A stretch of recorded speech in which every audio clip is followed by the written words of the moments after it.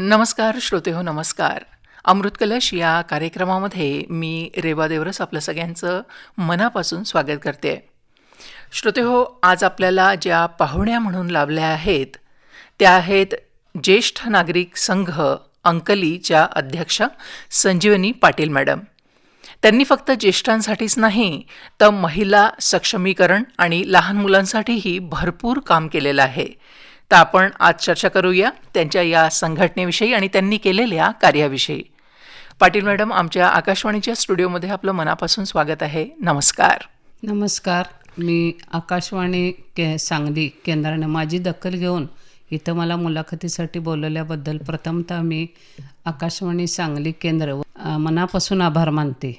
माझे नाव सौ संजीवनी विजयकुमार पाटील, राहणार अंकली. मी सामाजिक कार्यात पूर्वीपासूनच इंटरेस्ट घेऊन काम करत आहे. आता माझं वय सध्या 60 असले तरी मी स्वतःला 60 वर्षाची न समजता समाजासाठी खूप धडपड करत असते.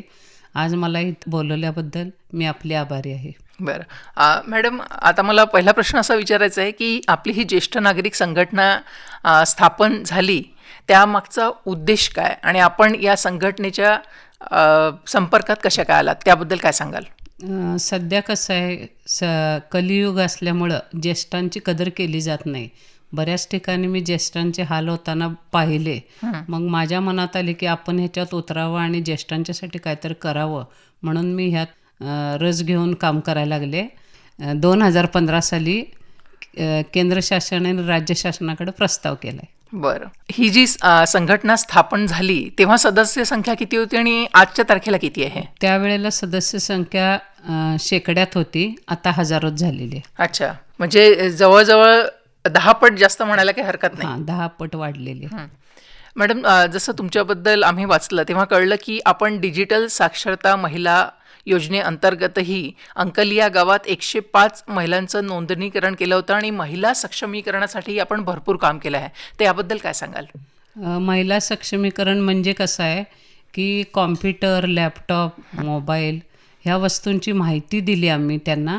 भले ती अशिक्षित असू दे, सुशिक्षित असू दे, पहिली झालेली असू दे किंवा ग्रॅज्युएट असू दे, त्यांना ते यंत्रसुद्धा माहीत नव्हतं. त्याविषयी त्यांची माहिती, त्यांना त्या उपकरणांची माहिती देऊन आम्ही तेवढ्या महिलांची नोंदणी केली. मग या महिलांना शिकवताना काही अडचणी वगैरे आल्या का की त्यांनी उत्साहाने शिकल्या त्या? भरपूर अडचणी येत होत्या, पण आम्ही जिद्दीनं ह्यांना ते कशाचं बटन आहे, हे कशाचं बटन आहे, कारण अडाणी महिलांना माहीतच नव्हतं, त्यांना काही येतच नव्हतं. अशा महिलांपर्यंत आम्ही पोचलो ती सगळी उपकरणं घेऊन. त्यांना काय येऊ दे न येऊ दे, निदान ते उपकरण म्हणजे काय, ह्या उपकरणातर्फे काय आपण करत असतोय, जगात काय चाललंय, हे त्यांना माहिती आम्ही पोचवली. आणि म्हणजे त्या आज ते डिजिटल युगात खरं म्हणजे तुम्ही त्यांना खऱ्या अर्थाने सक्षम केलं असं म्हणायला हरकत नाही. सक्षमच केलं मॅडम. अच्छा. तसंच मॅडम, प्रत्येक संघटनेचं एक मीटिंगचं शेड्यूल असतं बघा. तर तुमची जी ज्येष्ठ नागरिक संघटना आहे तर त्याचं साप्ताहिक किंवा मासिक काही मीटिंग्स वगैरे असतात का? आणि त्यामध्ये त्या अंतर्गत तुम्ही कोणकोणत्या उपक्रमांविषयी किंवा काय काय गोष्टींबद्दल बोलता किंवा ठरवता?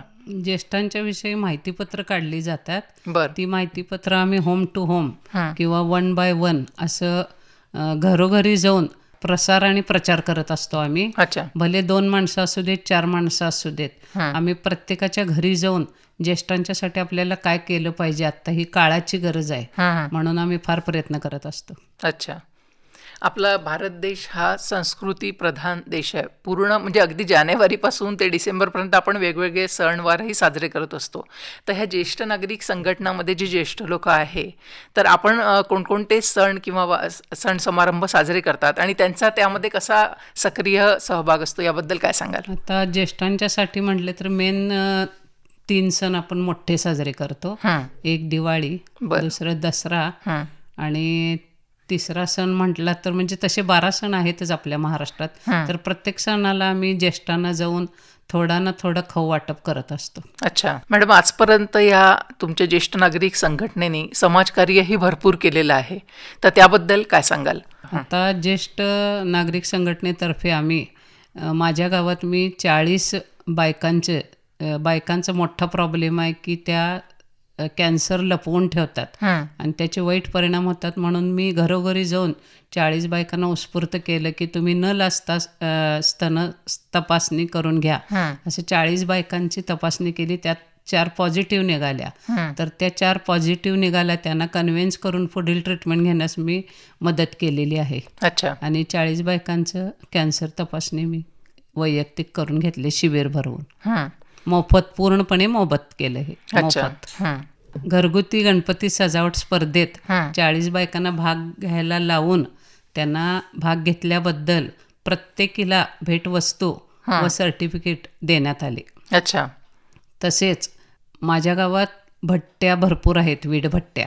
त्या वीट भट्ट्यामध्ये बाहेरगावून येणारे जे पालक असतात ते मुलांच्या सकट इथं येतात. मग त्यांच्या शाळेचं नुकसान होऊ नये म्हणून शाळाबाह्य कार्यक्रम राबवले जातात. त्यात मी सक्रिय सहभाग घेऊन 130 मुलींना व्यसनमुक्तीचे व्याख्यान दिले. तसेच मुलींना आरोग्यविषयी माहिती, विशेषतः महिन्याला जे मासिक पाळी येते त्याबद्दल माहिती देऊन त्यांना पॅड वगैरे वाटप केले. सगळ्या मुलांना खाऊ पण वाटप केला. दिवसभर मी ही एक कार्यशाळा घेतली, एक कार्यालय घेऊन, आणि तो संपूर्ण खर्च आम्ही वैयक्तिक खर्च भागवलेला आहे. मुलांना सकाळी चहापासून सकाळचा चहा, नाश्ता, जेवण, पुन्हा संध्याकाळचा कोरडा खाऊ देऊन समारंभ सांगता केली. अच्छा. तसेच मला रिमांड होममध्ये प्रत्यक्ष आम्ही मुलांना स्वच्छतेचं ज्ञान देऊन दर रविवारी जाऊन त्या मुलांची नखं काढणे, त्या मुलांचे केस कापणे किंवा त्या मुलांचे कपडे धुणे, कारण तिथं त्यांचे पालक नसतात. आम्ही एक आईवडील किंवा एक आईची भूमिका पार पाडली तिथं रिमांडमध्ये. तसेच वृद्धाश्रमात जाऊन वृद्धांची पण भरपूर सेवा केली. त्यांना औषधं देणे, त्यांना जेवायला वाढणे, धरून त्यांना टॉयलेटला वगैरे नेणे, असे अनेक प्रकारची कामे मी केलेली आहेत. मॅडम, जसं आपण बोललात की रिमांड होममध्ये पण आपण काम केलेलं आहे लहान मुलांसाठी वगैरे, तर तिथला अनुभव कसा होता? कारण लहान मुलं म्हटलं म्हणजे त्यांना हाताळण्याचं एक वेगळं टेक्निक किंवा एक वेगळी ती जबाबदारी आहे. तर तिथला अनुभव कसा होता आपला? लहान मुलांच्या मानसिक आरोग्याविषयी काही मार्गदर्शनपर कार्यक्रम राबवले जात होते का? आता बरीच मुलं, रिमांड होमचाच अर्थ असा आहे की वांड मुलांना तिथं ठेवलं जातंय. रिमांड होममध्ये त्यांचे काही जणांचे पालक असतात, काही जणांचे पालक नसतात. मग ज्यांचे पालक नसतात त्या मुलांना ते ओलावं नसल्यामुळे त्यांनी आम्हाला खूप त्रास देत होती ती मुलं. तरी पण आम्ही आई समजून, म्हणजे अरे मी तुझी आईच आहे, असं का करतोस, असं करायचं नसते, तुझ्या नखात किती घाण आहे बघ, नखातली घाण नाही काढली तर जेवताना ती पोटात जाते, पोटात गेली की त्याचं इन्फेक्शन होईल, असं काही ना काय आम्ही समजून सांगून त्यांची स्वच्छता करून घेतच होतो. तसेच त्यांचे फाटके तुटके कपडे असले तर ते हातावर पण आम्ही शिवलेले आहेत. बटणं तुटली शिवणारच आम्ही, आणि ते स्वतः धुत होते. त्यांना ते वळण लावलेलंच होतं संस्थेनं, रिमांड होमनं. पण तरी पण आम्हाला असं वाटायचं की आपण पण त्यांची काहीतरी सेवा करावी. अशा अनेक प्रकारच्या सेवा रिमांड होममध्ये केल्यात. मानसिक आरोग्याबद्दल बोलायचं म्हटलं तर रिमांड होम संस्थाच वेगवेगळ्या डॉक्टरांना बोलवून त्यांच्या मानसिक आरोग्याबद्दल आणि शारीरिक आरोग्याबद्दल माहिती सांगत असेल. त्यात पण आम्ही सहभाग घ्यायचो. अच्छा. आणि त्या दिवशी आम्ही ते लेक्चर अटेंड करून ते डॉक्टर गेल्यानंतर पुन्हा आम्ही 1 to 1 प्रत्येक मुलाबरोबर बोलून आणि ते मानसिक आरोग्याविषयी माहिती परत त्यांना सांगत होतो त्यांच्या भाषेत, लहान मुलांना समजेल अशा भाषेत. कारण आम्ही आधी डॉक्टरांचं पण त्यांच्याबरोबरच ऐकणार, पण नंतर त्यांना आणि विस्तारित करून सांगत होतो. आम्ही असं ग्रुप करून मुली तिथं काम करत होतो म्हणजे आता. आणि वृद्धाश्रमात पण आम्ही 1, 2, 3 वृद्धाश्रमात वरचेवर जाऊन त्यांची विचारपूस करणे, तुमचा म्हणजे बरं आहे का विचारायचं, तुम्हाला काय त्रास होतोय का विचारायचं, तसं काय व्यवस्था करता आली किंवा डॉक्टरांपर्यंत आम्ही पोचून त्या डॉक्टरांना म्हणणार की तुम्ही एखादी व्हिजिट वृद्धाश्रमाला दिला तर तिथले वृद्ध खुश होतील, आणि काय थोडाफार खर्च असेल तर आम्ही वैयक्तिक घालतच आलो आहे आणि इथून पुढं पण आम्ही घालणारच आहे. खर्चाबाबत आमचं काही दुमत नाही आहे. आमचे पैसे खर्च झाले तरी चालतील, पण ज्येष्ठ हे चांगल्या पद्धतीनं जगले पाहिजेत असे मला वाटते. कारण आता फार ज्येष्ठांचे हाल व्हायला लागल्यात ह्या युगात, आणि आत्ताची तरुण पिढी स्वतःच्या आईवडिलांना सुद्धा बघत नाहीत. ही वस्तुस्थिती आहे. दररोज एक आम्ही ऐकत असतोय, आईवडील बघत नाहीत. अशा बऱ्याच फॅमिली ह्या आपल्या सांगली जिल्हा असेल, कोल्हापूर जिल्हा असेल, लातूर असेल, पंढरपूर असेल, कोणतंही गाव असू द्या, अख्ख्या महाराष्ट्रात हा प्रॉब्लेम फार आहे. तो प्रॉब्लेम सुटावा, ज्येष्ठांना चांगली वागणूक मिळावी, यासाठी तर आमची ही धडपड चालू आहे. आणि आता सध्या आमच्या ज्येष्ठांच्या नोंदण्या बऱ्याच झाल्या आहेत. जितक्या नोंदण्या जास्त होतील तितकं ते आमच्या फायद्याचं आहे. शेवटी एकी असल्याशिवाय कोणतेही काम यशस्वीपणे पार पाडले जात नाही. म्हणून मी जास्तीत जास्त प्रयत्न करून ज्येष्ठांच्या नोंदणी करायला लागले. संपूर्ण मिरज तालुका माझ्याकडे आहे. सध्या मी माझ्या गावातल्या नोंदणी सुरू ठेवलेल्या आहेत. तरी पण माझ्या गावात एक 100च्या वर आता नोंदण्या झालेल्या आहेत. ज्येष्ठांपर्यंत मी जास्तीत जास्त पोचून त्यांची सेवा करण्याचं म्हणजे मनात ठरवलेलं आहे. आणि ईश्वराकडे हीच प्रार्थना करतो की प्रत्येक ज्येष्ठाला चांगली वागणूक मिळालीच पाहिजे आणि ती मिळेल अशी माझी अपेक्षा आहे. तसंच मॅडम, तुमच्या ग्रामस्थांसाठी, ज्येष्ठ नागरिकांसाठी आपण विविध विषयांवर व्याख्यानं पण आयोजित केली आहेत. त्याला रिस्पॉन्स कसा असतो, त्याबद्दल काय सांगाल? तसेच मी ज्येष्ठ नागरिकांना जास्तीत जास्त प्रेफरन्स दिला, कारण त्यांना ॲलोपॅथिक औषधापेक्षा आयुर्वेदिक औषधाची गरज असते. हे डॉक्टर नांद्रेकर, लक्ष्मण नांद्रेकर नांद्र्याचे, यांना मी 3 वेळा बोलवून घेतलं आणि 3 वेळा त्यांनी 110 लोकांना असं मोफत आयुर्वेदिक औषध त्यांच्यातर्फे देण्यात आलं. आणि त्यांना थोडा थोडा खाऊ आम्ही माझ्यातर्फे मला जे जमेल ते मी खाऊ पण वाटप केला त्या दिवशी. बरं, आता भविष्यात आपले जे ज्येष्ठ नागरिक आहेत त्यांच्यासाठी आपण काही उपक्रम किंवा योजना आखल्या आहेत का, किंवा त्यांच्यासाठी काय करायचं आहे याबद्दल काय सांगाल? आता ज्येष्ठांच्यासाठी आमची चळवळ भरपूर काम करत असते. पण आता आमची मागणी आहे केंद्र सरकारला आणि राज्य सरकारला की प्रत्येक ज्येष्ठ हे राष्ट्रीय संपत्ती असलीच पाहिजे.